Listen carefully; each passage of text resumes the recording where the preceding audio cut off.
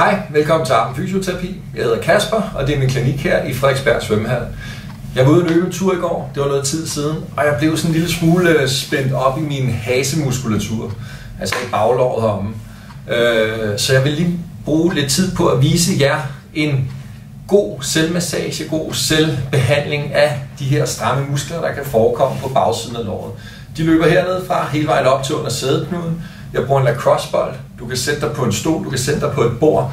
Knald den her lacrossebold ind under sædeknuden, og så start med sådan at selvbehandle lidt ved at køre fra side til side. Lige få løsnet op i det der stramme væv, der kan ligge deroppe. Det kan du gøre hele vejen ned ad låret, mens du sidder her.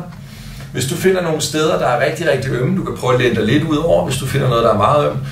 Når du så har det fanget med bolden her, så strækker du benet og gentager det nogle gange, indtil du føler, at det slipper. Så flytter du den hen til de næste stramme steder, læner dig lidt ud over, hvis det bliver for meget, så lad være at læne dig så meget ind over dit ben. Her der er ikke så meget spænding. Her der får jeg rigtig meget kompression af vævet hernede.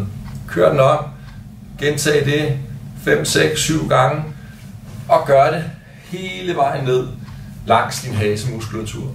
Det er en super måde at løsne op i hasemusklerne på, og du vil formentlig mærke, at det giver meget mere end bare at prøve at lave det der almindelige hasestræk. Så god fornøjelse med det. Hej.